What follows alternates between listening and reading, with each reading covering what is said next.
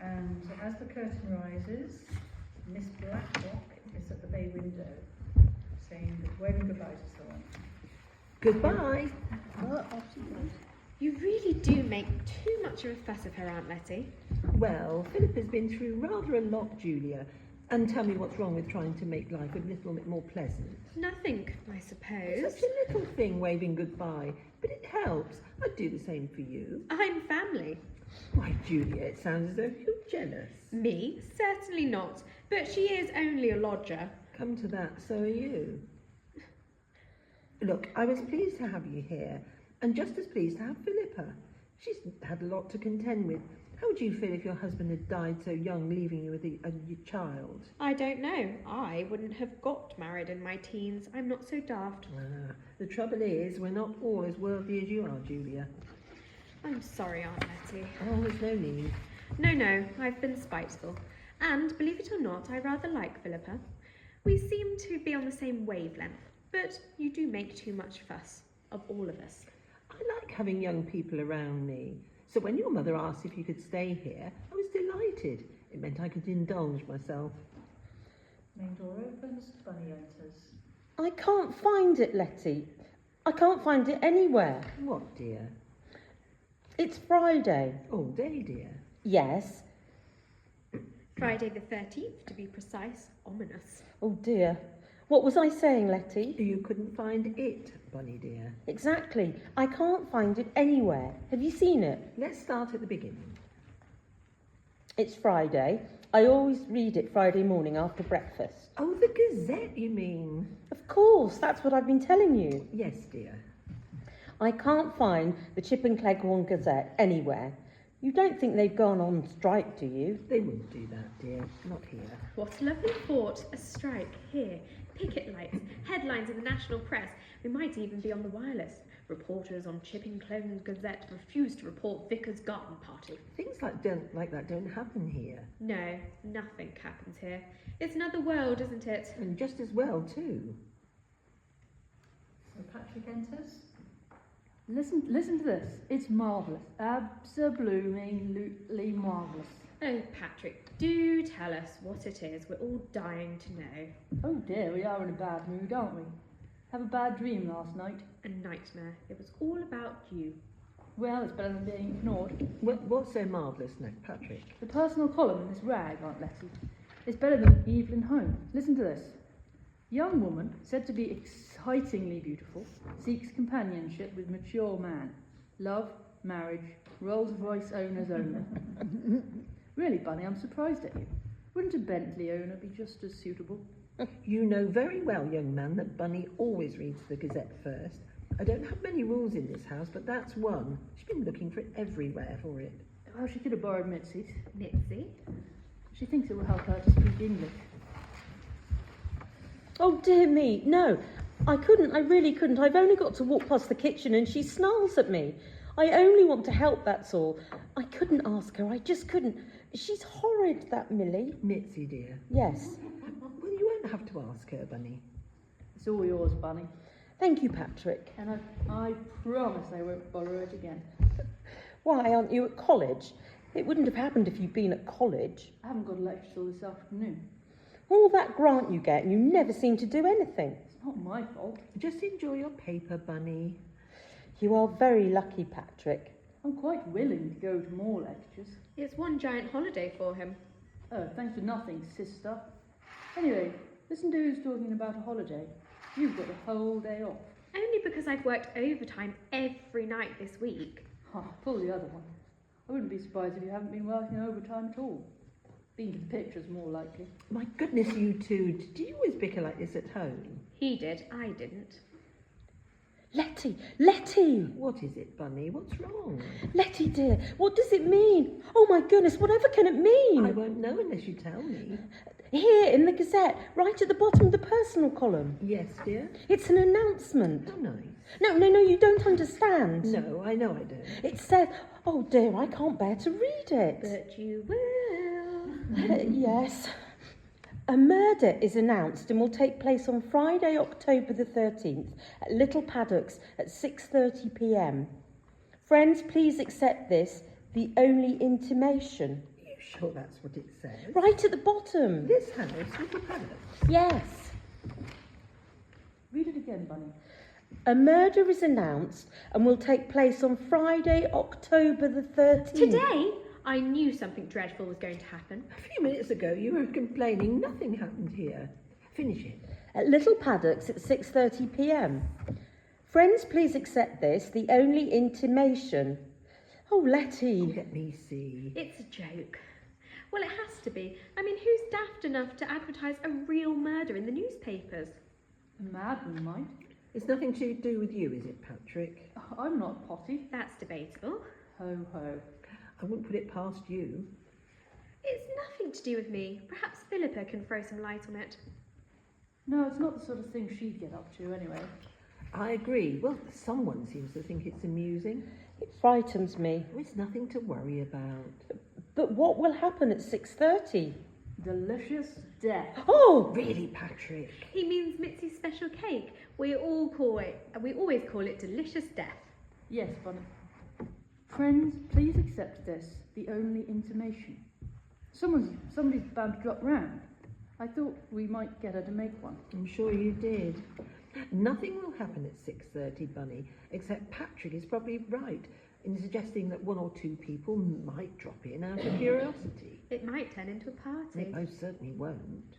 So there's nothing to worry about, Bunny. Nothing. You really think so? Of course. Oh, good. That makes me feel better. We'll all laugh about it tomorrow, Bunny. Yes. The door opens and Mitzi comes in. Someone is after me. I'm going to be murdered in my bed. Murdered? It is here in the Gazette. They are coming for me. Whoever put that silly advert in the paper obviously did it with the precise intention of sending this house into total chaos. There will be blood everywhere. They will cut me up and feed me to the dogs. Poor dogs. It will happen in this very house if I stay tonight. It is here in this paper. They come to get me at 6:30 tonight, you see? They care nothing for the law. They tell everyone they are coming to murder me. No one's coming to murder you. It's a joke. I not laugh. I go. Nevertheless, I don't think it has anything to do with you. You don't know. Once you have escaped, they never let you get away. But I thought you did get away. And the telephone calls, you wonder what they are, who they are from. What telephone calls? Agents from my country. Why? Why do you think they keep phoning me? I expect they want to know how you're getting on over here, Millie. Mitzi, I've never heard you get a telephone call. They do it in secret. They never leave me alone. They don't like that I escaped from them. Oh, you have no idea what it is like. They interrogate me for days, weeks, months. The light shining in my eyes. My family, they send them to Siberia. They nem turok meg, nem nondom me abitudok. Tojarika zesuko ne zeshukom. Ustiane kotanam den megjak. Oh, Mitzi, do be sense about this. Nothing is going to happen to you. No one's going to come after you. No spy, no agent. So calm yourself down. We'll all look after you. Now, this is what I suggest you do. You get that beef out of the pantry and make that special goulash of yours for lunch. Oh, you like my goulash, eh? It's simply delicious. I make it even more special for you. I put in some wine, some rich red wine from Hungary. It makes my mouth water just to think of it. Good, you do that. Incidentally, I expect someone or other might be dropping in around 6:30 this evening. To murder me? No. Why they come? For a drink and a sandwich perhaps, and you make such good sandwiches. It will be all right. There's nothing to worry about. You are right. I am good cook, no? I make a dip too. Well, yes, but not too much garlic, please. You not like garlic? Well, yes, in moderation, but after the last dip you made, we were totally isolated in church on Sunday, and that was 2 days after we'd eaten it. I tell you then, I use only 2 cloves of garlic this time instead of my usual 7. But it not been nearly so good. I go now. Too long you have kept me gas-bagging. Well done, Aunt Letty. Yes, beautifully handled. How nice to have you two in agreement for once. Letty was always very good with people. She could have gone a long way. Yes, a long way indeed, if only... No, Bunny, dear. We mustn't keep reminiscing. Young people aren't interested in the past these days. Dear me, I am so silly. I get so muddled lately. I am sorry, Letty. Really and truly sorry. Bunny, I wasn't angry with you. But you're so right. Everything's mixed up. I must be more careful and think before I say something. No one minds. We all understand. Read your paper, dear. You know how much you enjoy it. Yes, that's what I'll do. But I won't read that advertisement again, Letty. No, dear, don't do that. I shan't sleep a wink tonight. Though Mitzi could be right, we might all be murdered in our beds. No, dear, no. The advertisement says 6:30. I don't think any of us would have been in our beds by then. Oh no, we won't, will we? So there's nothing to worry about. We could be murdered down here just as easily as upstairs. Bunny! Oh no, don't do that, Letty, please. Well then. For a moment there, I could see Mitzi clearing off and me having to do the cooking from now on. And you needn't make any comment, thank you very much. I was just thinking what a terrible liar Mitzi is. We all know she doesn't get any phone calls. And what about her parents being sent to Siberia? Last time she told us they were executed in Rhodes Square. While she stood there in the snow with tears freezing onto her cheeks. You must be sympathetic towards her. She's lonely. Life must be pretty miserable with no one you can talk to, no one from your background. I suppose that's why she makes up all these stories. Lies, you mean? Yes, I do, but I think we can see why she does it. Why are her stories always such doom and gloom and disaster? Well, that's what she enjoys. Like some people enjoy reading murder mysteries. Miss Marple enters. The front door was open. I do hope I'm not intruding. Not at all, Miss Marple. Only I popped in to deliver these to Miss Bunny. Oh, how lovely. You remember you admired them so at the vicarage the other day. I told my nephew and he insisted I bring some along for you. How kind, how very kind. Look, Letty, aren't they lovely? And so unusual in the autumn. My grandmother was able to grow them right up to the winter months. I adore violets. Yes, there's something very sentimental about them. Don't you think so, Julia? I think you have a very romantic nature, Miss Marple. Do you? But I do see what you mean. Well, I don't think Patrick does. There's no romance in his soul. Well, you're only his sister. You probably wouldn't see it if there was. Where shall they go, Letty? I want everyone to enjoy them. What about here on the sideboard? There's even a vase waiting for them. And it's already got water in it. It must be stale. I'll get some fresh. Won't be a minute. Do sit down. I'm so glad you called. I wanted to ask you to Bunny's birthday party on Sunday. I know she'd love you to be there. Thank you. I love parties. Perhaps there's something I can do to help. I'll be helping Aunt Letty, Miss Marple. I'll be helping Aunt Letty, Miss Marple. Well, you'll be in bed till noon and you'll spend the rest of the day snoring in an armchair, so we can't rely on any of your help. The announcement in the Gazette. What does it mean? You've seen that, have you? I should think everybody in Chipping Cleghorn has seen it by now. Has it anything to do with Miss Bunny's birthday? We've no idea what it means. Probably some prank who thinks she's being funny. I see. I thought it was an invitation to play some sort of new game or something. The murder game. Sounds good, actually, doesn't it? If you're interested, Miss Marple, why don't you come along at 6:30? Oh yes, do, Miss Marple. I'd love to, but I have to go into Meddenham Wells for my treatment, and I'm not sure how long it's going to take. I'll do my best, though. Is your rheumatism better? Very much, thank you. The spa waters are so good. Give it another week and I shall be back in St Mary Mead. Chipping Cleghorn won't be the same without you. I shall miss it here, although I think my niece won't be over sorry when I leave. They've been very patient with me. Would they like to come tonight? I'm sure they'd love to. My nephew's very like me. He loves a mystery. But they're having dinner with the bishop. It would be rather reassuring to have the vicar here. Knowing your neighbours, you won't be alone. The Colonel and Mrs Easterbrook for a start. No, they're in Bournemouth. Clara Swettenham wouldn't miss an opportunity like this, and young Edmund, with two beautiful young girls staying here. There's someone I could do without. And Philippa, she says he's a layabout. I thought he was a writer. He is, but she says it's an excuse not to get a real job and work for a living. Perhaps she's got a point. Do thank the vicar for me, Miss Marple. I'm touched, I really am. So kind of him. He was delighted you noticed them. He brought the original cutting back from Devon, the Dark Valley. He was born there. Devon violets. There's nothing quite like them. Well, I must be going. I hope all will be well this evening. What?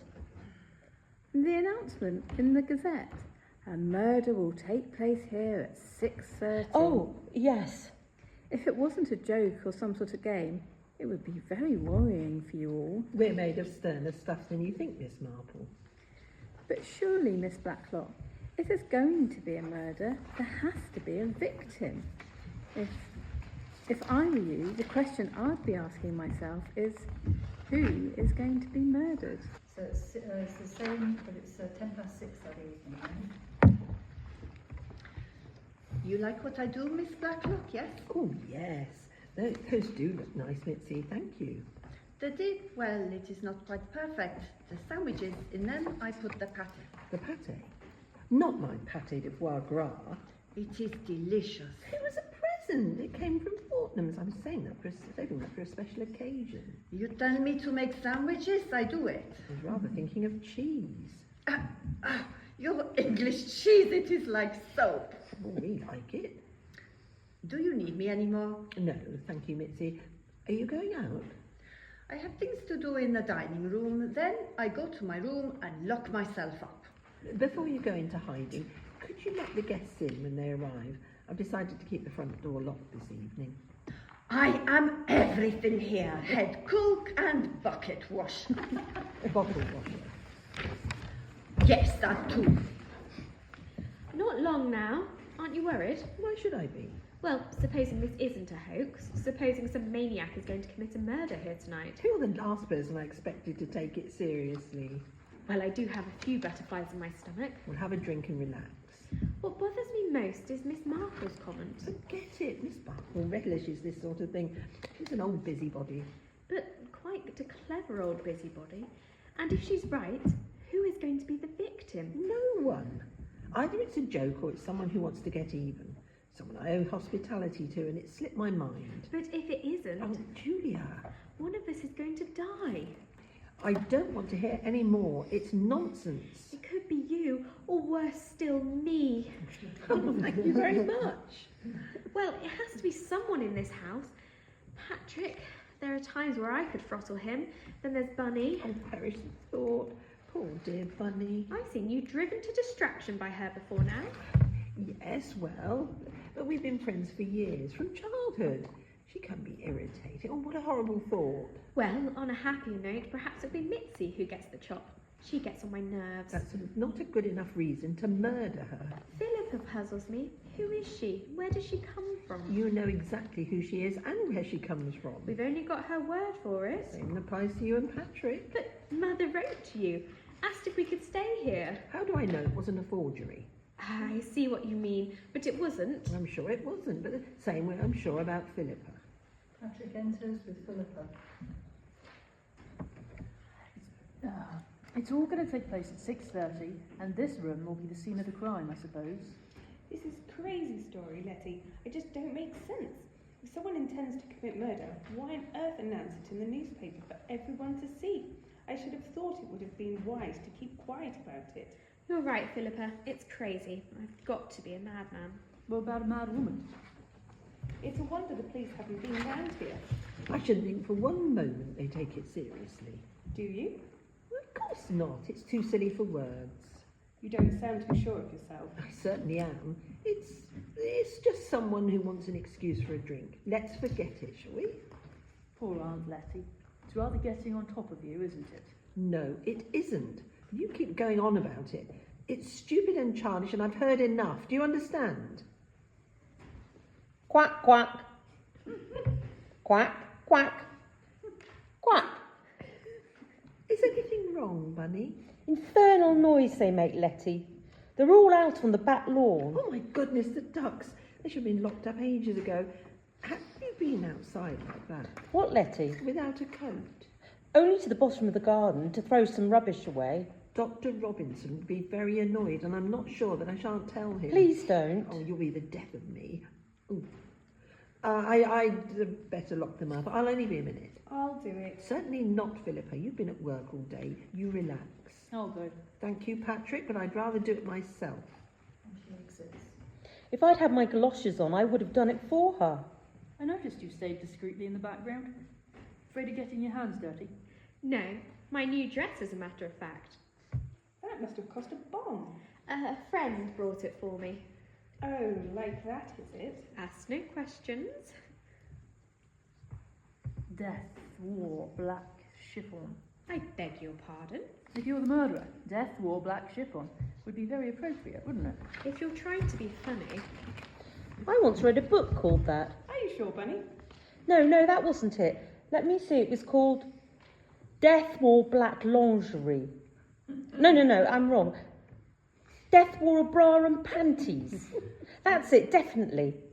Nice book. Though there were some parts that I didn't quite understand. There is something you can do for me, Patrick. Anything. There's not much sherry. Put this away and get a new one, please.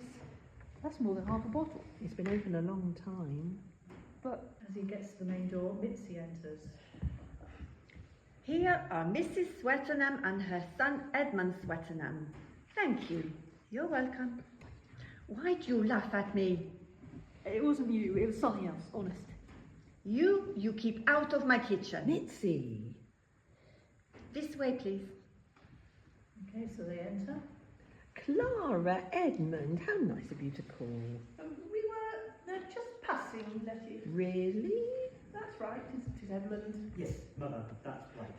We were in the car, and I said to Edmund, who drives, parties fast, you know, "Oh, look, Edmund, we're passing little paddocks. Letty would never forgive us if we didn't drop in and say hello." And Edmund says, "What was it you said?" What a good idea. And I said, "Yes, isn't it?" So here we are. Well, it was very nice of you to think of us. Do sit down. Isn't it, Bunny? What is Letty? Clara and Edmund were just passing and decided to drop in and see how we were. Oh, but this morning you said they'd be bound to call in, bursting with curiosity, you said, after seeing the announcement in the Gazette. You did see it, didn't you, Clara? Well, that is, was it the one? Right at the bottom of the personal column. Oh, yes, I may have noticed it. Julia said you'd be here too. Wild horses wouldn't keep you away. Well, anyway, now that you are here, Totally unexpected. Patrick, let's all have a drink. Drinks? Yeah, of course, yeah. Sherry, Mrs. Swettenham? Well, yes, that will be fine, thank you. Edmund? Thank you. Well, Philippa, you look really busy this morning. Things got even more hectic after you left. I see. You two have been having a secret meeting, eh? Hatching something? There was nothing secret about it, and we're not hatching anything. No, by no means. You see, I had to call Dare's Hall with some honey for Mrs. Lucas. That's your story. Julia, Yes, darling. I should be careful, otherwise a few things might come out that the rest of us would consider most peculiar. Drinks, everyone. And the drinks round. Cheers. I've laced yours with a dash of cyanide. Oh well, you can only die once. Cheers. Letty, Yes. when is this murder going to take place? 6:30. Are you the murderer? Me? Of course I'm not. Well, you seem to know all about it. Well, it was in the Gazette, wasn't it? I wouldn't be surprised if everyone in Chipping Cleckthorne saw it this morning. Yes, indeed. It's nearly 6:30, and if it's going to happen it'll happen any moment now. Cigarette, anyone? No, thank you. Yes, please, Letty. Thank you, Edmund. Ding, ding, ding. That's what I said. So the lights go out and everyone's everyone goes, what's happening? Who's put the lights out? Oh my God. Is this some kind of So joke? the main door opens with a crash, and a powerful flashlight plays around the room. And the man holding the flashlight is Rudy Schatz. So, Gareth? Get your hands up. Stay where you are. I said get your hands up. If you want to get out of this alive, do as you're told. You, high above your head. You, away from the door. Go. Now. Okay, and then there's a big thud. Shots rather. Bang. 2 shots. Bang, bang, and then tiny pause, bang, and then a thud. For goodness sake, someone put the lights on. Has he gone? I can't see. Have you got those matches, Edmund? Blast! That was the last one. Someone put the lights on. They must be fused. Where's the fuse box? In the hall, I'll go. What the hell? What is it? Stay calm. I'll soon have the lights back on. Letty!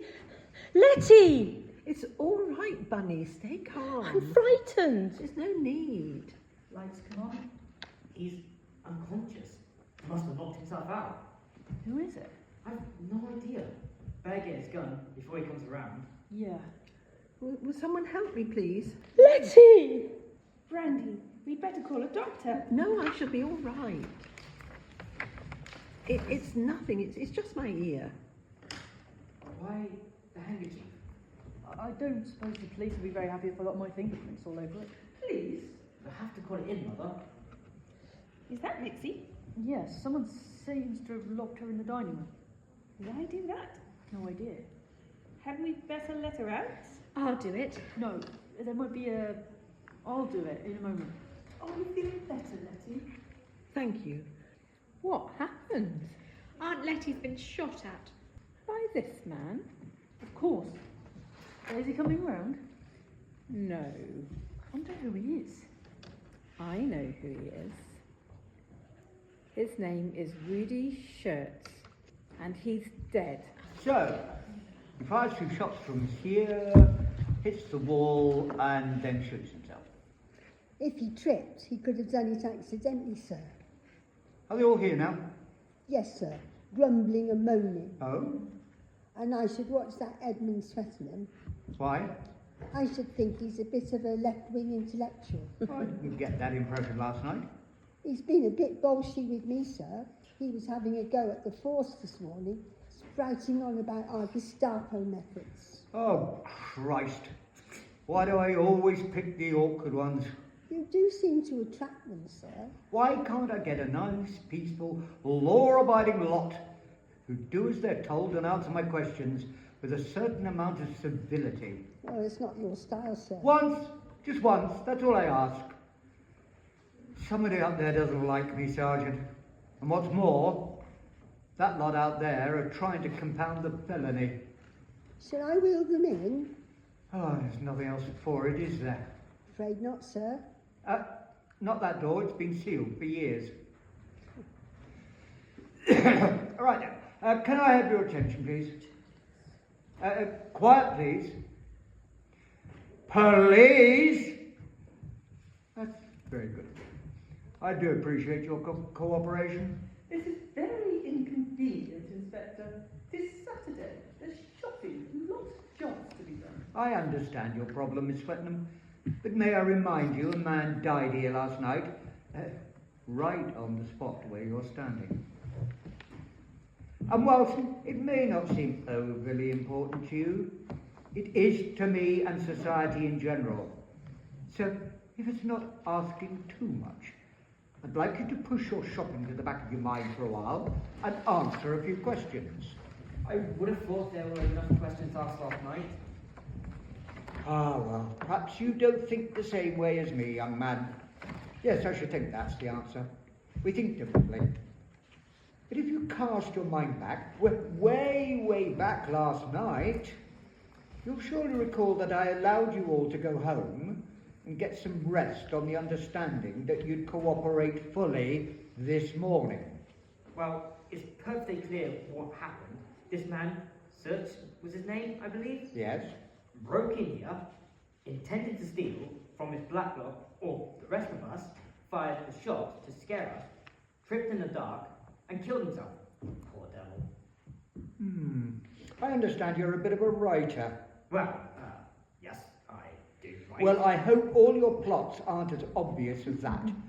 Otherwise, I don't think I'll be very interested in reading any of your books.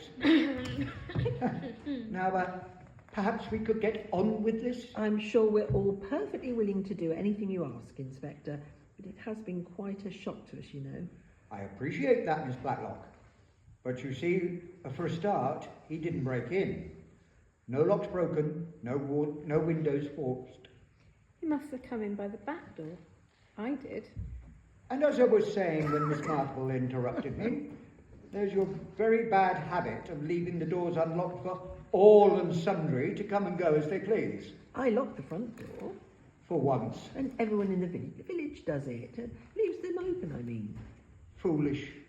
Very foolish. I suppose I must have left the back door open when I went out to lock up the ducks.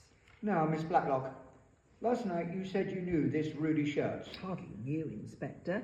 His father owned a small hotel in Montreux. I spent many years in Switzerland helping to nurse my sister, and I used to have a meal there occasionally. Recently, I had lunch at the Royal Spa Hotel in Medmenham Wells. He was there. He approached me and recognised me, and said he was over here to get a thorough grounding in the hotel business. However, I must point out that I had no recollection of him at all. But a few days later, he called on me here. He's been here before? Yes. I remember, Letty. You were very upset. He asked you for some money. That's right. He gave me some story about his father being taken seriously ill, and he was desperately needed money for his airfare. Well, I believed he was lying. After all, if his father owned a hotel, surely his family could afford to send him the fare. I told him I had no intention of lending him money. What surprised me most was he didn't make a fuss. He just left like a lamb. I see. Do you think he may have called here purely to look around, see what the layout of the house was, that sort of thing? Well, I haven't given it much thought until now. I suppose that's what he must have been up to. Not that it would have done him any good. I don't keep more than a few pounds in the house. Valuables? Nothing. Jewellery, silver? Nothing worth a great deal. Little bits and pieces. The silver's reasonable, nothing more. Mitzi was cleaning it last night. I don't touch it. It is nothing to you, secret police officers. You come here, you blame me all the time. It was the same when I came from. Torture, interrogation. But I do not crack, you understand? I do not break. I tell them nothing. Yeah. Is she always like this? Torture me, you get nowhere. I am innocent, innocent. I was locked in the dining room. That is my 100% alibi, as you say. And a very good alibi it is. Perhaps too good on the surface. Now just sit down. And try to remember that I'm not too keen on the histrionics. I will not. Sit! Right. Let me say this to you, all of you. I don't want to be here any more than you do. There's a very good football match on at Milchester this afternoon, and I'd very much like to see it. But other things are more pressing. Please, can we continue this interrogation without any more interruptions? Miss Blacklock, we've established that you knew Rudy Shirts. Excuse me, Inspector. I'm sorry to interrupt. I knew him too. You didn't mention that last night? I did, but you weren't here at the time. Well, when you arrived, you rather neglected me. Did I? Oh. Probably because I didn't arrive until after the action took place. Rather like turning to the end of the book to see who the killer is, eh? As an analogy, it doesn't work because that's cheating. I usually guess who it is without resorting to those tactics. Do you turn to the large page? Only if I could. You knew Rudy Shirts, you said? I stayed at the Royal Spa whilst I was having an intensive treatment for rheumatism. He made up my bill. There were one or two discrepancies which I couldn't fail to notice, of course. Of course. It was clear to me that he was on the make, as they say in the trade. Naturally, when the errors are pointed out, he apologised profusely. But we both knew. Did you report him? There was nothing I could actually prove. He does seem to have been a bit of a villain. I'll know more soon. The Swiss police are running a check on him. I'd like you all to take up the exact positions you were in last night as far as possible, that is, when the shots were fired. Do you want me to leave? I was coming up the drive. So you were outside when you heard the shots, were you? I was, Inspector. As you'll realise, I came in through the back door.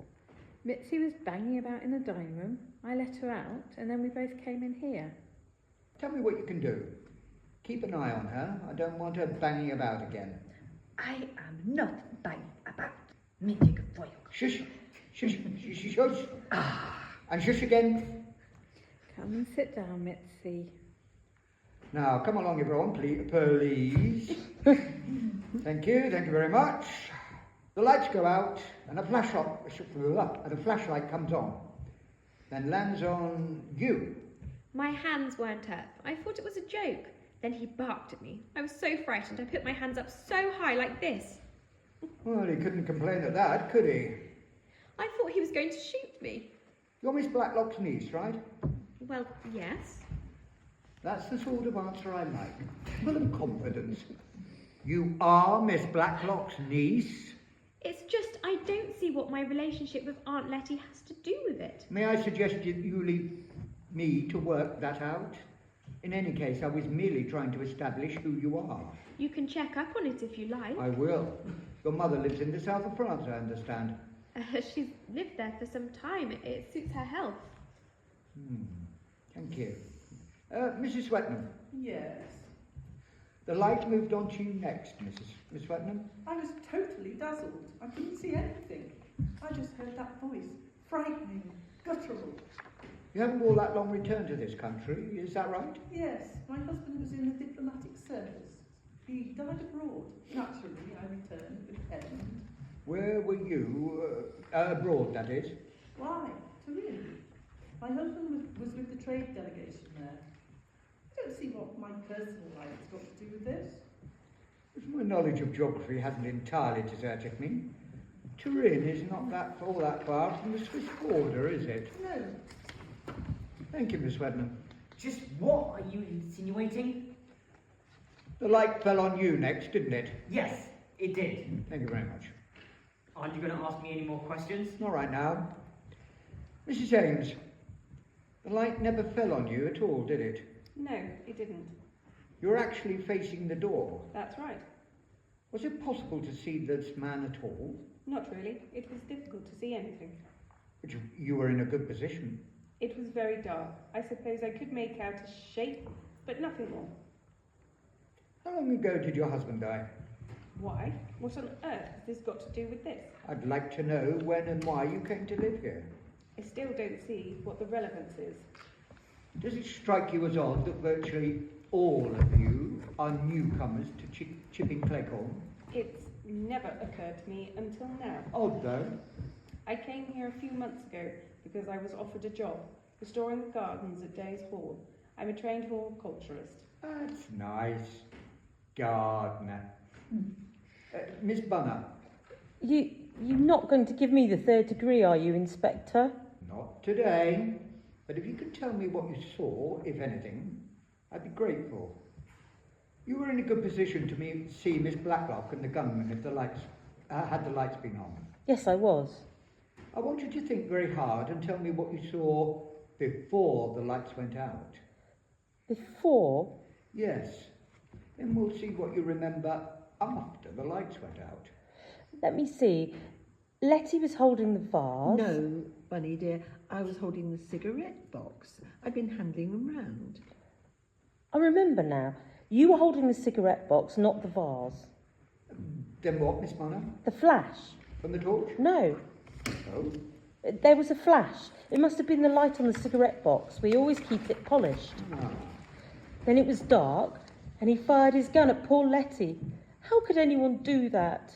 You actually saw him fire the gun? I saw the gun fire at Letty. Thank you, Miss Bunner. He should be locked up. Bunny, he's dead. Serves him right. He tried to murder Letty. You were by the door, having a few drinks? I only had one, you know. Whatever you say, that you were by the door. No, I was by the door, but he told me to move away from it. After the first 2 shots, he brushed past me, and I tried to trip him up. That's when you think he fell? Yes, I suppose so. And after that, you went out to mend the fuse? Yes. I didn't mend it, I simply switched the fuses around. It was quicker and easier. It was easy for me, of course. I knew exactly where the fuse box was, how to open it, and which circuit was affected. You're Miss Simmons' brother? I'm a year older. Miss Blacklock's nephew? No. Oh, I understood you were. We're second cousins, Inspector. Patrick's mother is my first cousin. We call her aunt because our mother always referred to her as that.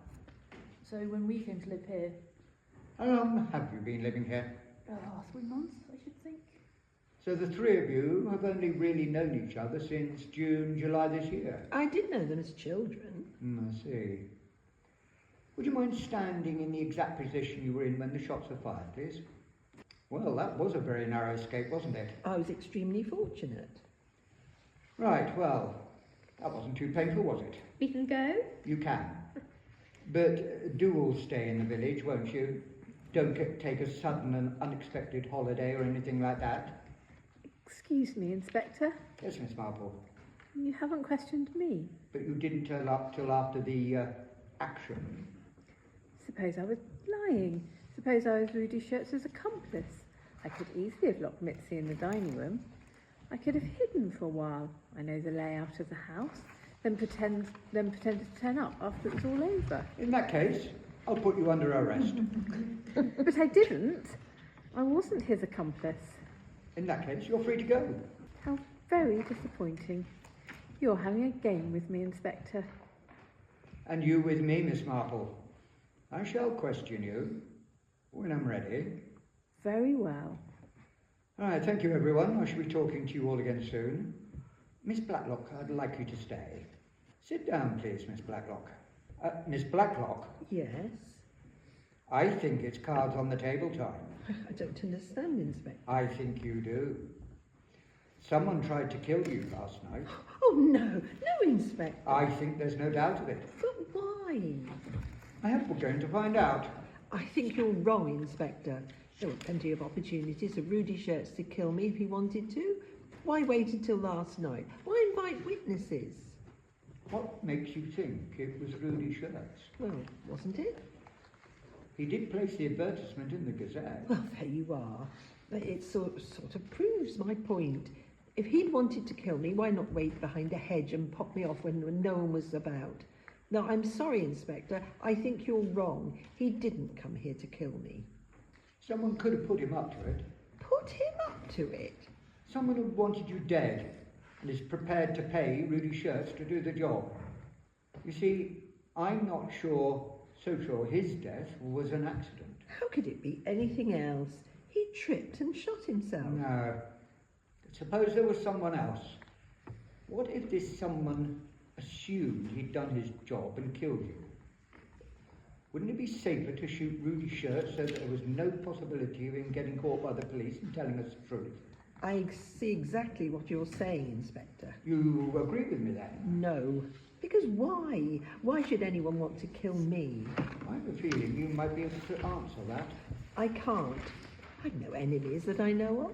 I'm on friendly terms with everyone in the village. It's too ridiculous. Who gets your money if you die? Is this really necessary, Inspector? Please, Miss Blacklock, indulge me. Answer my question. Patrick and Julia. I see. I might add that the furniture and a small annuity goes to Miss Bunner, so I suppose if she becomes a suspect too.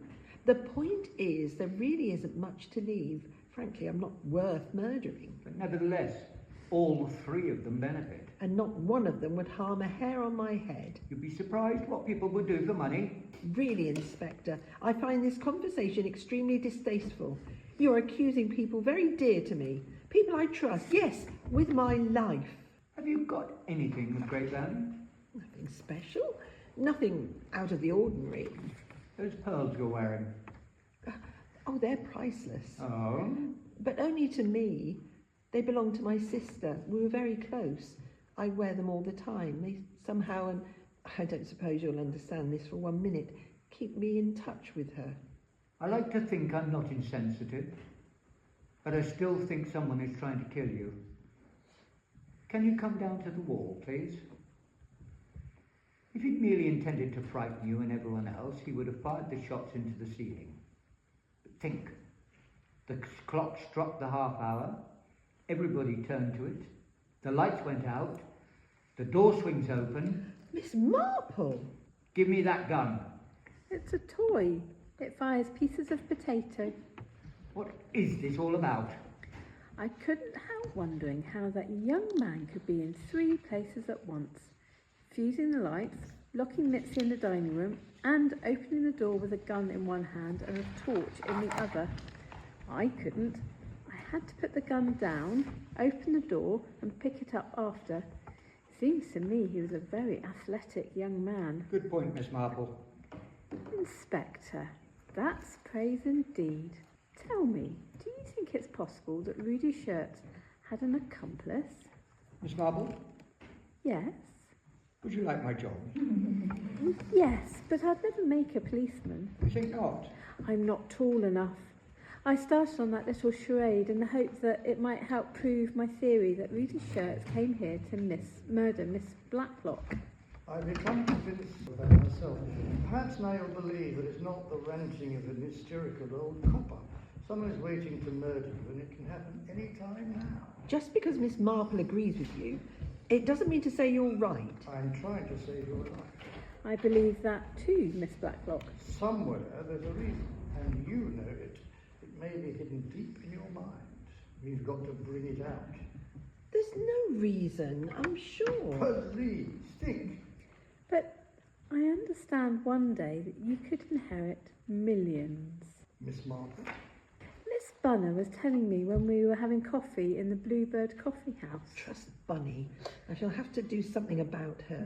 Why have you been keeping something back from me? That's nothing. It doesn't concern this case or you. In fact, it's most likely unlikely to happen. Do I have to ask Miss Marple or Miss Bunner for the details? Miss Marple is referring to Randall Girdler's will. Randall Girdler? He was a financier, Inspector. Very flamboyant. Hailed as a genius in the city. He was. I was his personal secretary for nearly 20 years. He made millions. But without you, it might never have happened. You seem very well informed, Miss Marple. Why don't you tell the inspector? I'm sorry. I didn't mean to be rude. No, I'm sorry, Miss Marple, but you know that Bunny does get things muddled. You may have got a strange version of the truth. What is the truth? I loaned Randall Girdler some money in his early days, everything I had. He was up against it, except in losing all he'd worked for. He didn't. I more or less became a junior partner, and when he died, he left a fortune. To whom? His wife, Belle, in trust for her during her lifetime. And when she dies, it comes to me. And you believe this has nothing to do with the shooting? How can it? Rudy Shirts didn't really know me, let alone Randall Girdler, and his will wasn't made public. It can be looked up in Somerset House. Tell me, how does Mrs. Girdler feel towards you? I haven't seen her for years. We were always great friends. Miss Bunner was saying that her health isn't too good at the moment. Belle was never very strong, but Randall always said she'd outlive us all. It wouldn't surprise me. The trouble is, well, apparently she has difficulty remembering anything or anyone now. Poor Belle. I should go and see her. But she lives in Scotland, and it's such a long way. You know, Inspector, I've had an excellent reason for murdering Belle for years. So if she dies, you get everything? Well, most of it. What happens if you die before she does? It goes to Pip and Emma. Who? Yes, it does sound funny, doesn't it? Randall had a sister, Sonia. They fell out when she married a man called Dimitri Stamfordis. He sounds Greek, but he wasn't. Mid-European or somewhere. A real rogue. Very handsome, mind you. Randall hated him. So he cut Sonia out of his will? That's quite right, Inspector. But it didn't matter. She was rich in her own right. Anyway, Belle and Randall's lawyers persuaded him to put someone else in the will in case I died before her. Very sensible. Well, the only communication we received from Sonia was a letter to Belle 2 or 3 years after she married, saying Sonia was deliriously happy and she'd given birth to twins. Pip and Emma. Yes, I suppose the names was some sort of joke between her and her husband. One was born just before midnight and one just after. Ah, so there is a young man and a young lady somewhere who stand to become millionaires. If you die before Belle Girdler. Does anyone know what happened to Sonia and her husband? The last we heard, they were living in Eastern Europe. How old would Pip and Emma have been? 25 or 6, something like that. They must be found. Have you any idea what they look like? None. There were no photographs, and even if they had been, they wouldn't help us to even recognise Pip and Emma now. What did Sonia look like? They may resemble her. Sonia? Oh, she was dark, rather temperamental and very attractive. Pip and Emma. Or Sonia, Inspector. Supposing her husband, Dimitri Stamfordis, wasn't it? You said he was a rogue. Supposing we went through all her money. Clearly she'd stand to gain if you died first. Dimitri would too. Yes. So there are at least 4 people who would benefit from your death, Miss Blacklock. Yes. Oh, but you can discount Patrick and Julia now. If I die before Belle Girdler, they'll only get a pittance.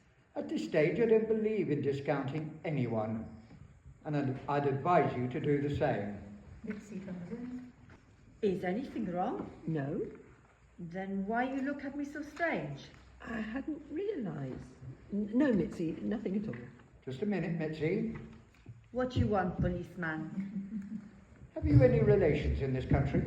Why you want to know? Any family? My family is dead, massacred. I understood they were sent to Siberia. Who told you that? Miss Bunner. You mean you have no one, a brother or something? I am alone. No English relatives, distant cousins perhaps? Me? English? If it was not so funny, I would be insulted. At some time I'll need to see all your papers. Everything is in order. I report to the immigration authorities every 3 months. Calm down, it's routine, I'm obliged to do it. Why you not arrest me now? You think I do this thing, this murder? Very well, arrest me. Put on the handcuffs. Good, you're arresting her, are you, Inspector? I don't care, arrest me. Put your hands down, I'm not in the mood. You should arrest her. She stole a cup. I not steal anything, you stupid old woman. Mitzi! No, I don't care. She accuses me of stealing, I do not. Bunny, what's all this about? One of your favourite coffee cups, Letty. It's missing. They were on the Welsh dresser in the kitchen, and she won't let me go let anyone go in there. There were 6. Now there are only 5. I won't be angry, Mitzi. Did you break one? First murder, now stealing. And why? Because I am a foreigner. That's the truth. It's her. She is the screwy one. She has done something with it and forgotten. She should be put away. You're being very rude, Mitzi. Apologise to Miss Bunner. No, I go. You find someone else. I not blacken your doorstep again. I do apologise for that outburst. Regrettable, but she's always like that. I'm afraid she can't leave. Oh, she won't, don't worry. She's such an explosive person. And a liar. You should check up on her, Inspector. I dare say we'd all be surprised if we knew the truth about her. Well, she does make excellent coffee. It's the only thing she doesn't put garlic in. Miss Marple? I'd love some, thank you. Inspector? All right, now, if you don't mind, I'd like to take another look around. Perhaps you would show me the rest of the house. Yes, of course. Bunny, you pour the coffee, would you? Oh, yes. You like it black, don't you? No, I like it white. That's right. I don't know how you drink it black. I like mine with lots of milk and sugar. I've always had a sweet tooth. Letty was always teasing me about it when we were children, I remember. Not many friendships last as long as yours. She rescued me, you know. From what? I was destitute. Surely not. Don't you believe me? Oh, yes, of course. She's so good. Not only to me, everyone. She does seem to take rather a lot of people under her wing. Too trusting by far. She doesn't strike me as the sort of person who's easily fooled. She's not a woman of the world, you know, not like us. But if she worked for Randall... Oh, yes, she did. Who told you that? You did, the other day. It's a secret. Don't tell anybody. Poor Lottie, poor Lottie. Whenever I think of her, that poem comes to mind. What poem's that? Why, the one that goes, and sad affliction bravely borne. What sad affliction, Miss Bunner? What? Sad affliction. All those years looking after her sister. Only she would have done it. Tuberculosis, wasn't it? Gave up everything. Everything. Nobody appreciates her, not like I do. And that Patrick, he's always taking advantage of her. He seems such a nice young man. Huh. He keeps borrowing money from her and never paying it back. Wouldn't surprise me if it was him who put that Rudy Shirts up to coming here last night. Always playing practical jokes. They were probably going to share the proceeds so he could give Letty the money he owes her. He's like all the young people these days. They've no respect for anything. Things aren't all that easy for them, you know. Come and look at this. See what one of them did to this beautiful sideboard. There, a cigarette burn.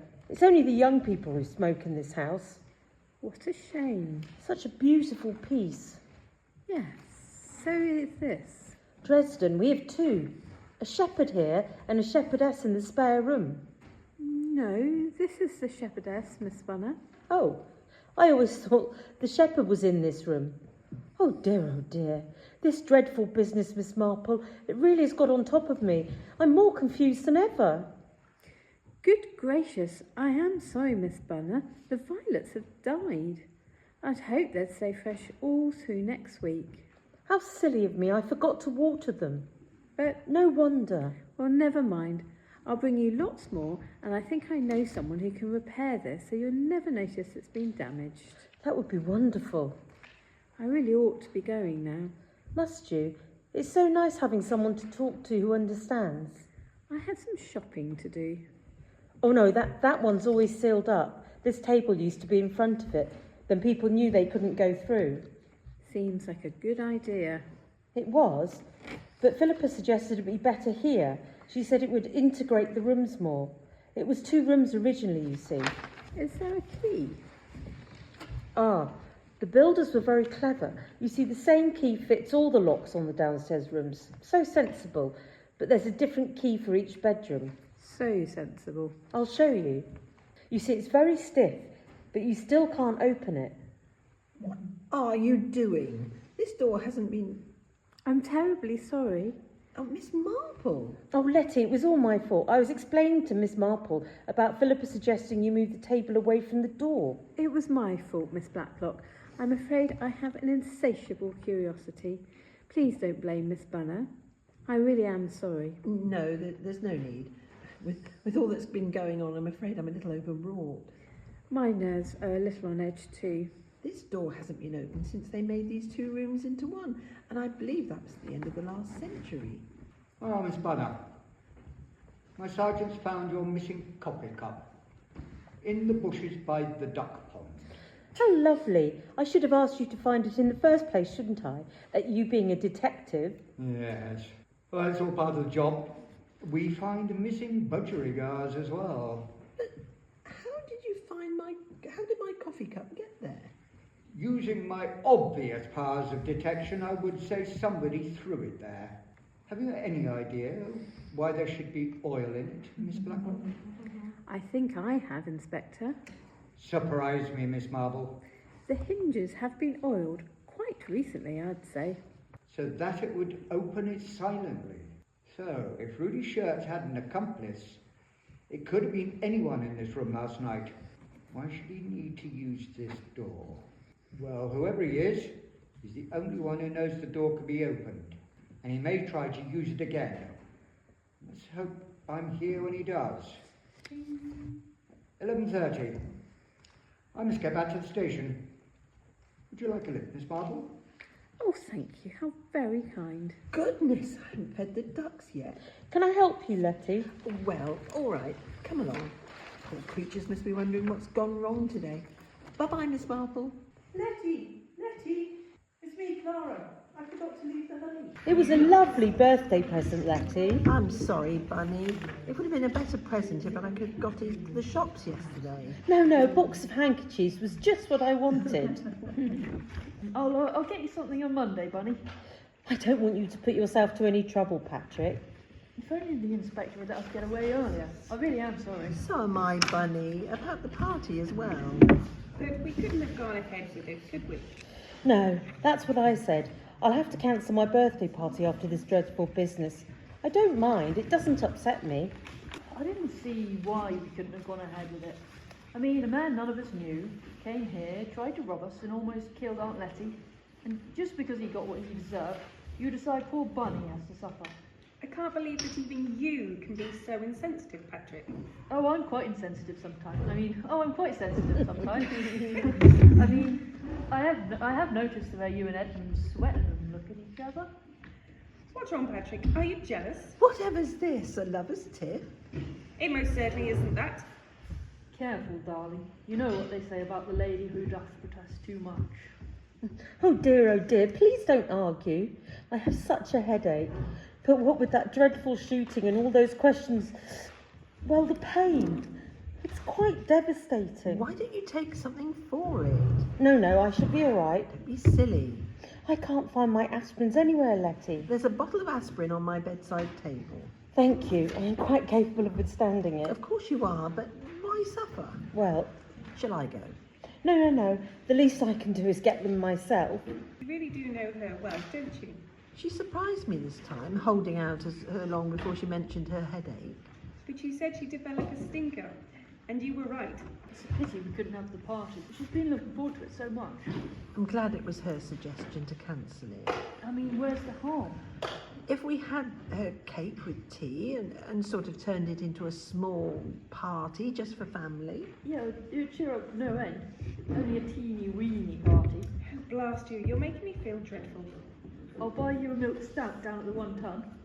Oh, go away. Well, we've got to have tea anyway, so why not? Oh, good. Get Julie and tell Mitzi we're going to have the cake after all. Righto. Philippa, I don't want to be inquisitive, but there's something worrying you, isn't there? Well... It isn't anything to do with your son? No, he's fine. He loves his school. The fees, well, obviously they're a bit of a problem. Ah, then there is something. It'll be all right. Anything you can tell me will be in the strictest of confidence. There's nothing to tell, really. Very well. But I've got something to tell you that may ease your worries. Then nothing I can't cope with. I know you're very independent, Philippa. I can't help you much at the moment, but perhaps soon. Please, Letty, don't get in another thought. I shall be able to manage. I want you to know I spoke to my solicitor yesterday. I'm changing my will. Apart from Bunny's legacy, everything goes to you.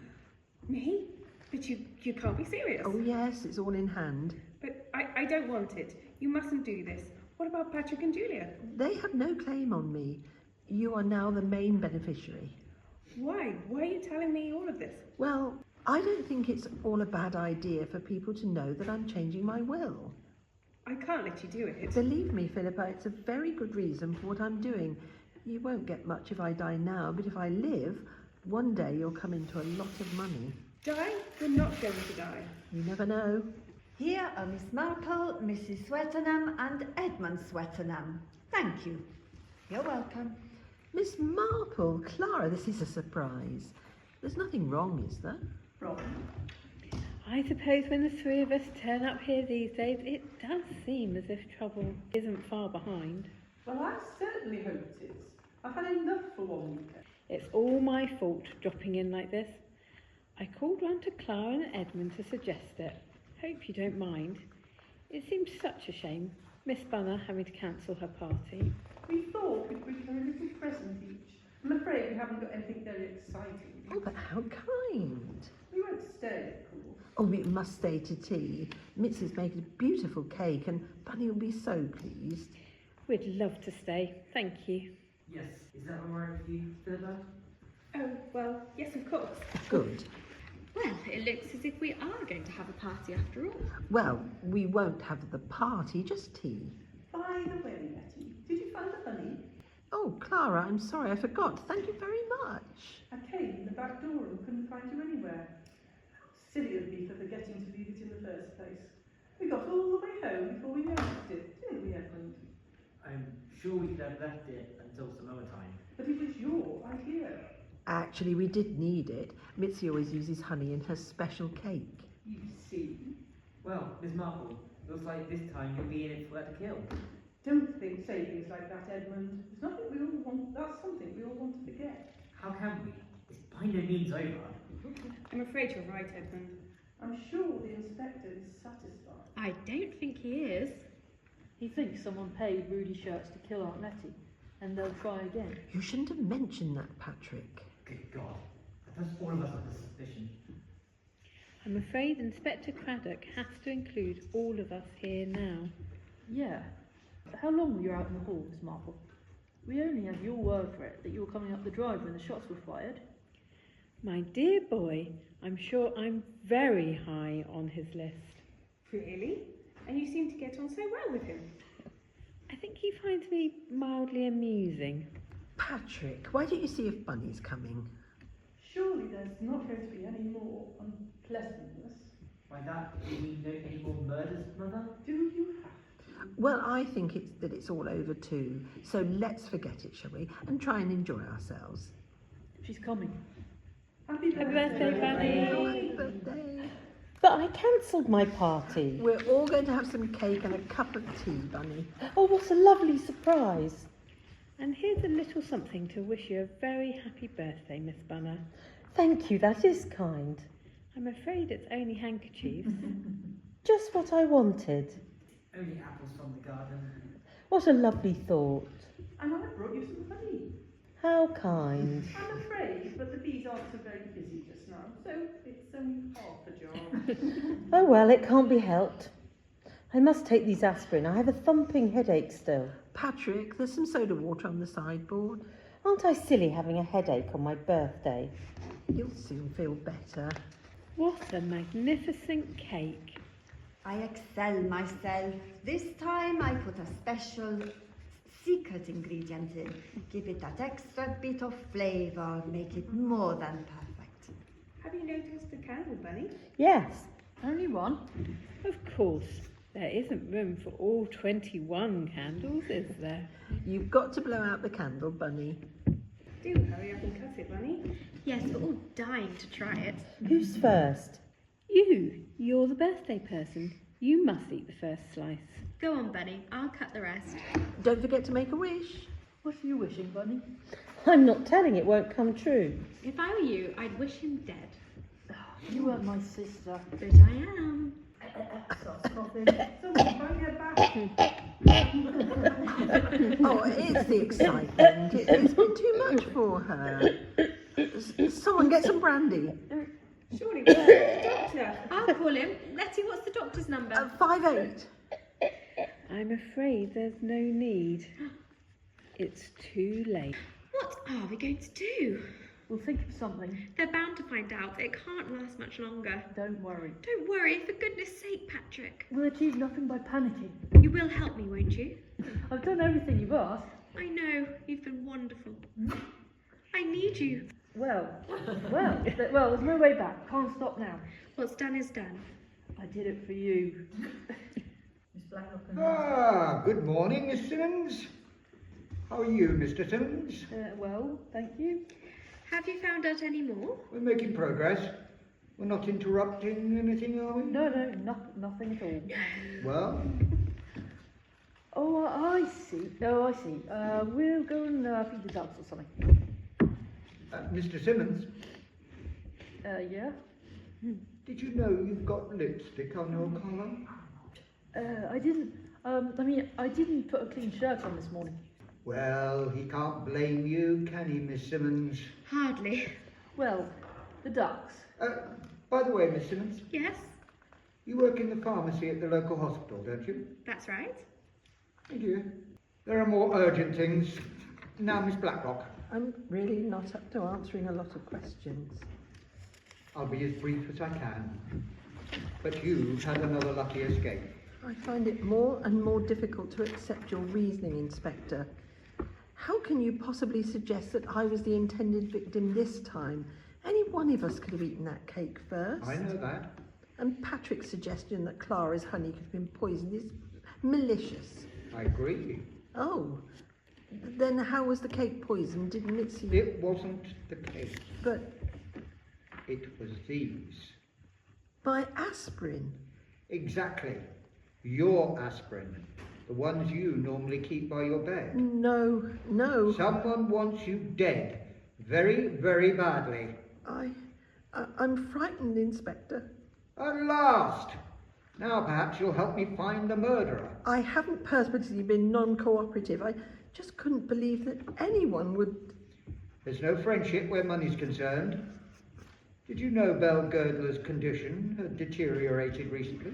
I knew she wasn't well. I understand from the Scottish police that she's now seriously ill. I should go to her. Poor Belle. It could be poor Miss Blacklock. Pip and Emma? Yes, they are uppermost in my mind, but it would be a combination of them and their parents who are trying to kill you. The father, Dimitri Stamfordis, you said he was a rogue. He goes as far as murder to get money. I'll do anything you say. Good. You must try to remember everything you can about him. Sonia and Pip and Emma. Anything and everything. But the son and daughter in particular, they are uppermost in my mind. Have you any photographs of them? Well, Belle Girdler's more likely to have photographs of them than I am. I'm afraid we drew almost a complete blank with her. They allowed the police up there to look all over the house, but they found nothing. Have you anything? What I'm hoping is that Pip may take after his father, or Emma, her mother. Or the other way round. Exactly. There was an old album. I haven't seen it for years. It should be in the house somewhere. Find it. It might take a little while. Would you like some help? Let me try first. I believe you want to see me? Yes, Miss Haynes. You sit down. Oh dear, it sounds serious. If you lie about something, Miss Haynes, you have to cover your tracks very, very carefully. I don't... Yes, you do understand. Don't lie anymore. You know what I'm talking about. Everyone says we have more freedom nowadays. The world is more understanding than it ever was. Well, Inspector Craddock, you try being an unmarried mother. I don't think it would work. It isn't easy in a small village. So you invented a husband? How do you think Letty Blacklock would react if she knew the truth? She strikes me as being a sympathetic and understanding person. What's more, she's no fool. I have a sneaking suspicion she may have guessed the truth. So that's why... What? She's so kind to me. There aren't many like her. Does your son know the truth? He believes his father died. Silly. He'll have to find out sometime. Really? My advice to you is to tell him, and everyone else. Will you tell the others if I don't? It isn't a crime. I couldn't live with it, but it's up to you. How did you find out? We do a lot of routine work. You've been checking up on me. Sort of. You make it sound very casual. It isn't, but it is puzzling. Puzzling? It's only a small thing. I'm sure you can help. It's about your son's birth certificate. Yes. It gives their mother's name as Philippa Haynes. Well, that's me. Ah, well. In that case, there is a problem. You see, we can't find a birth certificate for anyone with your name. Well, not one that corresponds with what we know about you. I found it. Am I interrupting? Your timing is perfect. Mrs. Haynes and I have just finished. For the time being. Are there any photos of Sonia and her husband? Oh, I haven't had a chance to look yet. Is that her? No, that's Belle. Isn't she beautiful? Belle at Skane. That's their place in Scotland. I'm afraid the writing's rather faded. Tell me when there's one of Sonia and Dimitri. Ah, Sonia and Dimitri. Dimitri, Belle. Dimitri and Sonia, Skane, Belle. Self and Sonia. Someone's got just ahead of you, Miss Blacklock, didn't they? Looks as though they've been ripped out. Letters. They'll be from me to my sister. If you've no objection, I'd like to skim through them. Well, There might be something about Sonia or Dimitri. Miss Blacklock. Please, Mitzi, not now. I don't want to be interrupted at the moment. I not interrupt. I give you the sack. I go. Mitzi, she can't go. Certainly not. I'll go after her. Of course. And when you catch up with her, you might tell her that she won't get any further than the bus station. Inspector, Ah, my little sleuth. Just in time. some people say I'm like a bad penny. But not me, Miss Marple. Not me. I passed Miss Blacklock. She told me to come in. That girl of hers, Mitzi, was herring down the drive like a maniac. She's rather peculiar, isn't she? Well, now you're here, you can make yourself useful and help me with a little research. Certainly, but I do have to talk to Miss Blacklock. It won't take long. And I don't think you'd want to pass up the opportunity of going through someone's old letters. Inspector, that's not like me. Whose are they? It's from Miss Blacklock to her sister, Charlotte. If you find anything that might be helpful as well as interesting, read it out to me, please. Very well. Here's something that's been mentioned before. Oh? It refers to her disfigurement. Charlotte's, that is. It's not as bad as you think it is, and you shouldn't lock yourself away. I wonder what it was, this disfigurement. It doesn't say specifically. Don't suppose it was anything much. Then why should she lock herself away? In my experience, most women are extremely vain. How would you react if you had a mole on the end of your nose? I wouldn't have to look at it. But most women would hide themselves behind a veil. It's mentioned in this one too. Listen, I do wish you'd get out more. No one else notices it. You see, pure vanity. Maybe. This is what I've been looking for. What is it? About Sonia Girdler. The fight she had with her brother. Sonia has such a violent temper, it's quite terrifying sometimes. Did you ever find any photographs of Sonia? They've disappeared, rather conveniently. But violent temper, Miss Blacklock says she was dark and attractive. Makes you think, doesn't it? Yes, it does indeed, Inspector. Here's something interesting. You can always tell when Sonia is angry. She has the habit of clenching and unclenching her hands. Who does that remind you of? You've got me there. That's something I've missed. And you don't miss much, do you? Julia Simmons does it when she's agitated. I've been keeping a very careful watch on that young woman. Well, I've checked out both Julia and Patrick Simmons. The French police contacted their mother in the south of France and she confirmed that they were staying here. Really? There's no mistake? Well, unless the woman in the south of France isn't their mother. Could she be Sonia, keeping out of the way until it's all over? French police must have checked on her. They're very thorough. So, she is Letty Blacklock's cousin? Almost certainly. I was hoping we'd found Emma, but I know there's always a possibility I was wrong suspecting Julia. She isn't the only one who does that hand-clenching business. Philippa Haynes does it as well. Very observant of you, Miss Marple. 10 out of 10. It's very frustrating that there isn't a photograph of Sonia. Yes. Sonia Girdler seems to have disappeared off the face of the earth. I wonder what this means. Lots of love, darling, and buck up. This iodine treatment may make a lot of difference. Must have been some special kind of treatment they used in those days. For what? TV. That is why Miss Blacklock sent her sister to Switzerland. What does that remind you of? I must admit, it does look like Clara Swettenham, but... But what? Well, it's an old photograph, Inspector.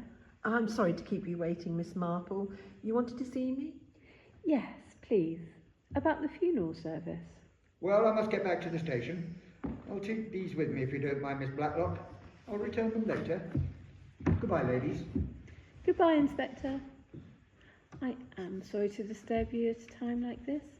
My nephew wanted you to know that he's finalised all the arrangements for the service, but he'd like to know which hymns you'd like. Lead Kindly Light was her favourite hymn. Please thank him for me. I'm sorry, I'm very sorry, forgive me. Don't, please don't.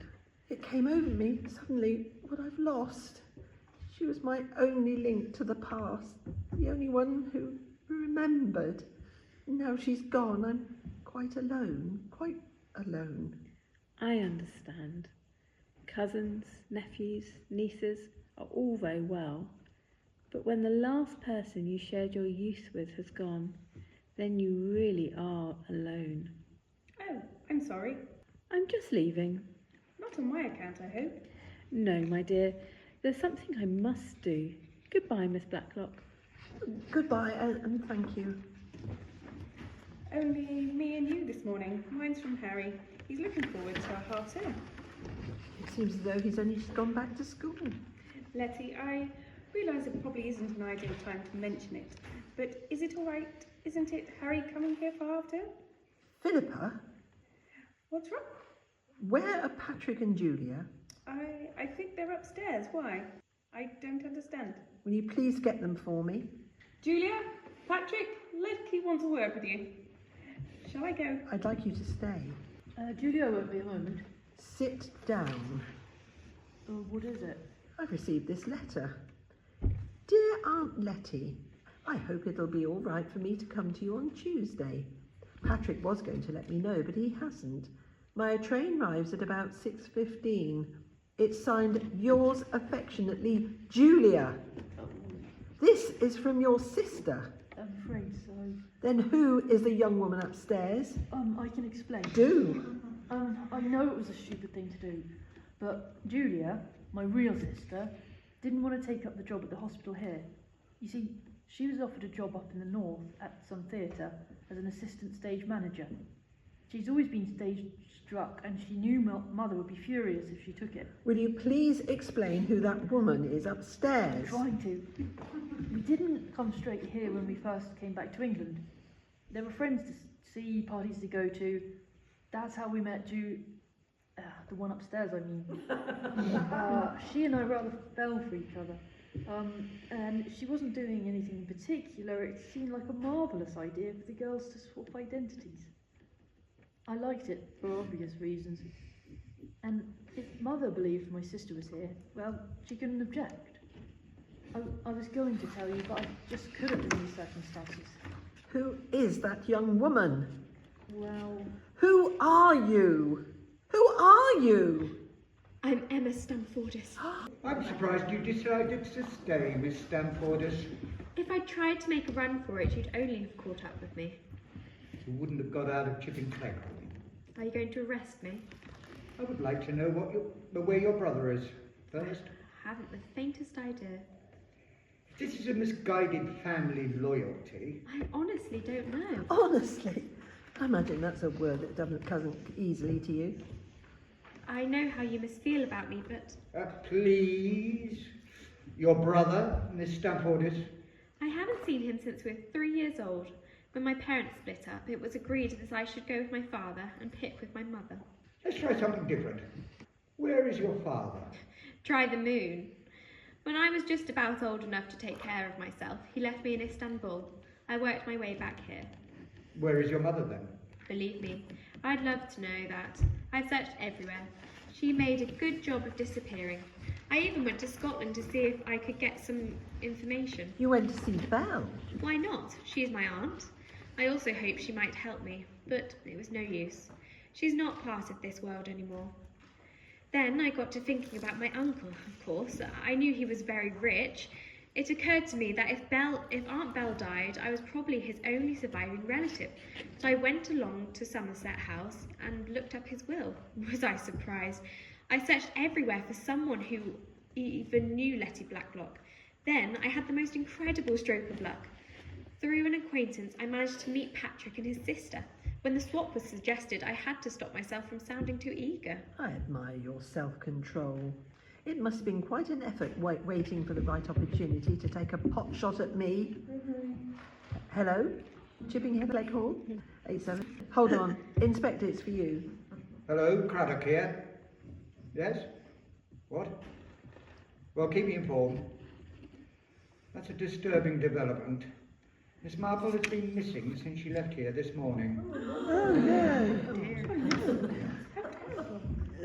Oh, that's nearly 7 hours. Mrs. Swettenham and her son Edmund, thank you, you're welcome.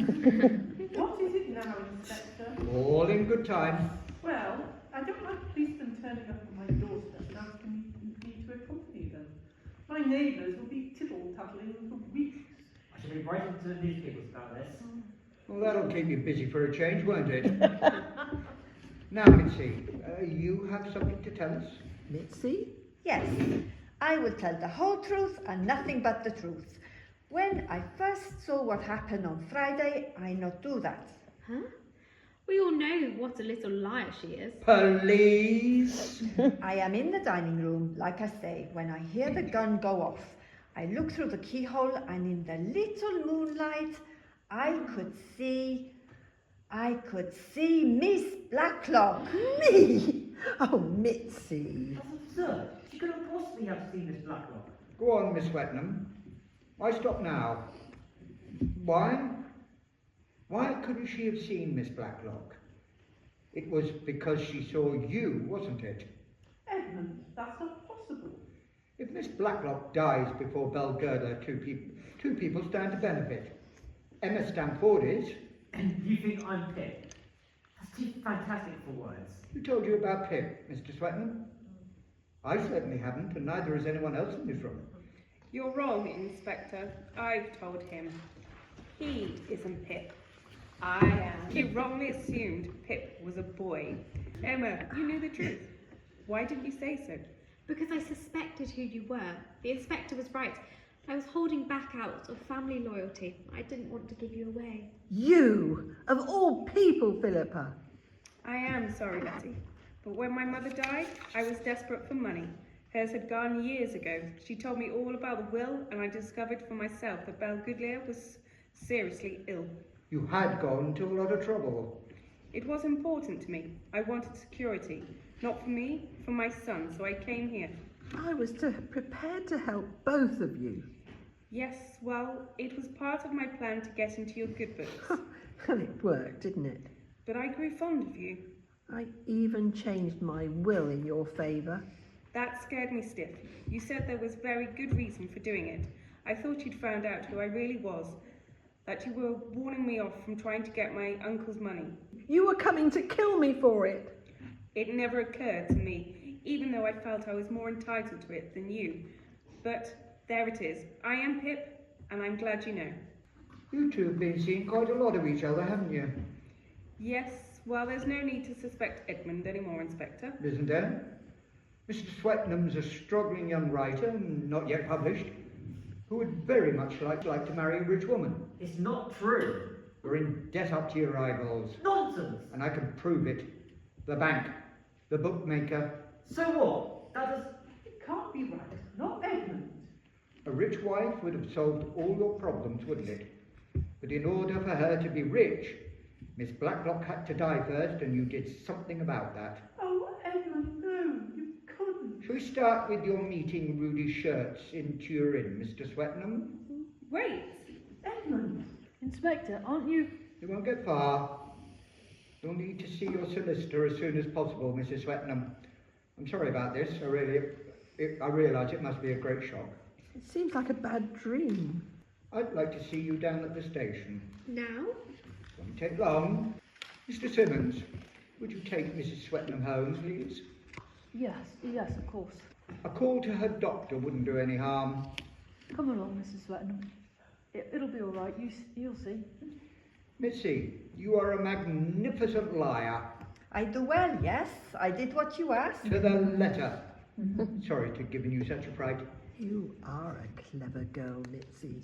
Thank you, Miss Blacklock. I get you some coffee. You look tired. That would be nice.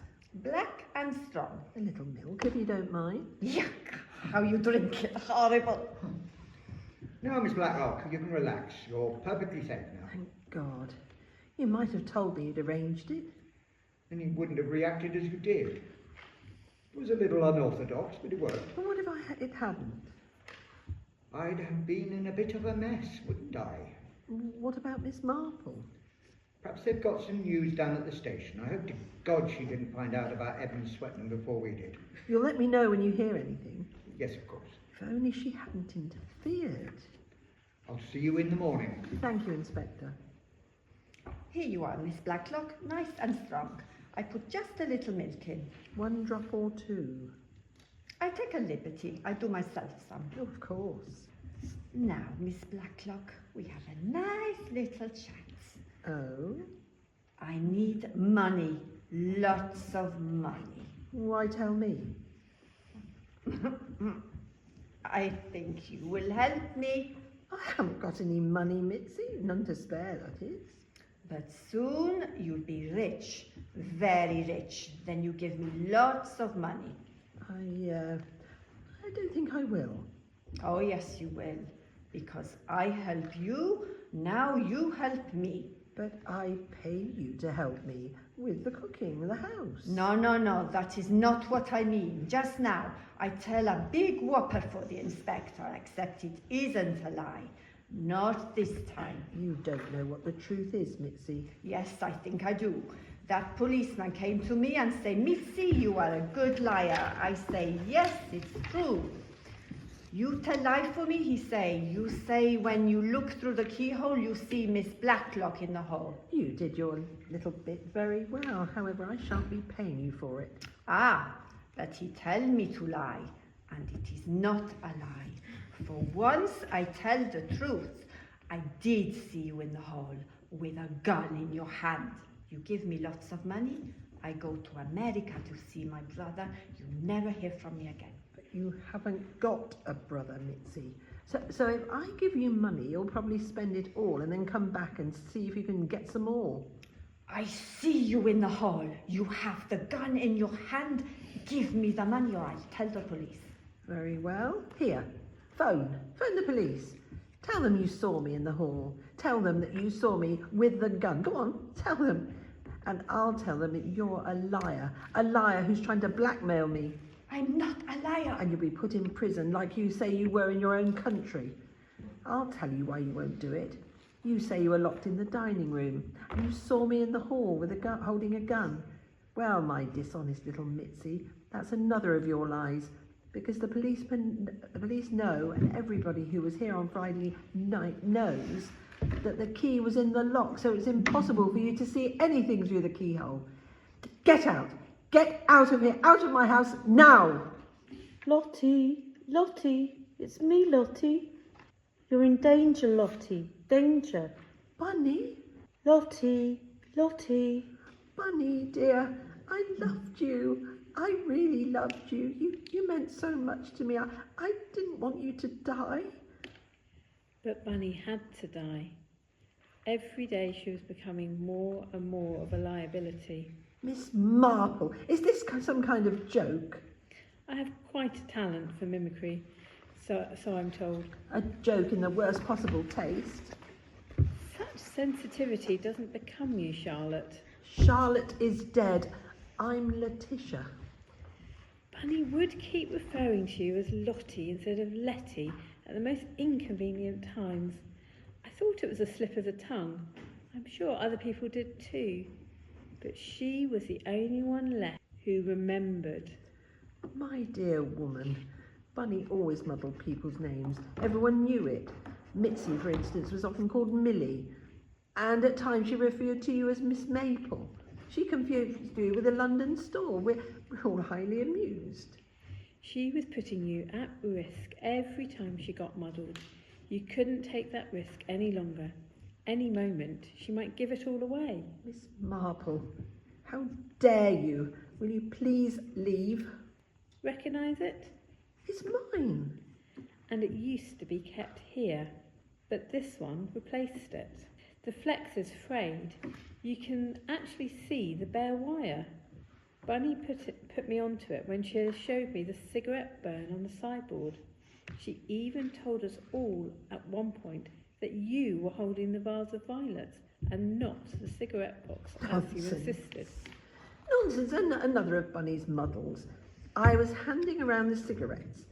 Philippa would confirm it. She had one. All eyes were on the clock. As it finished striking, you simply emptied the water onto the bare wires. That was the flash Bunny saw, and fused the lights. Very effective. What a vivid imagination you have. I should be careful not to let it run away with you. I imagine your old age pension won't cover a solicitor's fees. I'll risk it. It's your funeral. I plan to live a few more years. When your father died, your sister Letitia Charlotte. decided to take you to Switzerland. Charlotte had TB. It was the best place for her. I had the money. I loved her dearly. It was the right decision. You, Charlotte, were cured. However, ironically, Letty caught pneumonia and died. You were frantic because with her death, the Girdler's millions slipped through your fingers. Then it occurred to you, you and Letty had been away from England for years. There were big similarities between you. Why not swap identities with her? My birth certificate, my passport. My bank will confirm that I am Letitia. Oh, and I even have Charlotte's death certificate. You came back to this country. Dora Bunner heard that Letitia had returned and contacted her because she badly needed help. So, if I was Charlotte, then Bunny would have recognised me immediately, and any deception I'd planned would have been impossible. She did recognise you, but when you explained to her about Randall Girdler and the will, she actually agreed with you that it was your right to inherit the money and even offered to help you. You were lonely, and here was someone you had always had a great deal of affection for, and she could substantiate your deception. You took the risk. Good. Very good. Everything went well for years until a few weeks ago. Then you had some bad luck. You ran into Ruby Shirts. He recognised you as Charlotte. You knew Belle could die at any moment, and you knew the sort of man he was. When the news broke that you had inherited the Girdler millions, knowing that you weren't Letitia, there was a strong possibility that he would blackmail you. You dare not allow even the smallest chance of that. You'd never get rid of him. I have my methods of dealing with blackmailers, Miss Marple. When Rudy Shirts came here to ask for his airfare, it was heaven sent. Fine, you said. Next Friday is the 13th, and I'm giving a party for my friends. I want to give them a thrill. You put an announcement in the paper saying a murder is going to take place here at 6:30. Then turn up. I'll fuse the lights, and you'll pretend it's a hold-up. It'll scare them stiff. Then I'll give you your money. Oh, do go on. It's very interesting. You fused the lights, as I explained, went through this door, quickly along the passage, locked Mitzi in the dining room, came back into the room through this door, fired 2 shots at yourself, except you weren't there. How do you account for one of the bullets nicking my ear? It's too obvious. Everyone knows the earlobe bleeds profusely when cut. A pair of scissors would do the trick. Then you shot Rudy Shirts at point-blank range. I'd laugh if it wasn't some pity for you. Feel free to tell Inspector Craddock all you've told me. He'll put it down to the rantings of a senile woman. Because we both know there's no proof. Oh? No. Do you remember Bunny's favourite quotation? And sad affliction bravely borne. Switzerland is famous not only for curing TB. In a letter to you from Letitia, she mentioned iodine treatment. It baffled me for a while, but a little research and I discovered that Swiss doctors were famous for perfecting a special glandular operation for goiter. I'm perfectly sure when the records are checked, we'll find out that Lottie and not Letty who was successfully operated on for a goiter. Oh, what a pity you interfered. You're missing, presumed dead. Edmund Swetman stabbed you and dumped you in the river. All right, Miss Blackwell, it's all over. You interfering... There's no need to hold on to me, Inspector. You all right, Miss Marple? Yes, thank you. You did very well. All right, everybody, thank you very much. It's all over. You've no idea what a terrible time I've been through. I shall never forgive you, never. I'm sorry, Mother. I couldn't hardly tell you what we were up to. You would never have agreed to my doing this. How could you have deceived me like that? Instead, I helped the inspector on the condition that I would first get all the facts. I'm convinced somewhere in all this there is a fascinating novel to be written. If I don't write it, someone else will. What does the inspector want with us now? You didn't say. The inspector told me to come in here and bring these things. Hey, what do you think of my acting, huh? Acting, Mitzi. I was even better when I pretended to blackmail Miss Blacklock. I give up cooking and go on the stage. I owe you an apology, Mrs. Swettenham. I really am sorry, but the fewer people who knew what I was up to, the better. That's why I couldn't tell you either. Supposing I hadn't come up to Edmund's rescue and admitted to being Pip. There was no real danger of that, was there? Well, now you're all here, I've got a little surprise for you. I thought you'd all be in the mood to enjoy it now. Delicious death. It's already cut, so dig in. Mrs. Swettenham? No, thank you. I'm on a diet. Oh, please.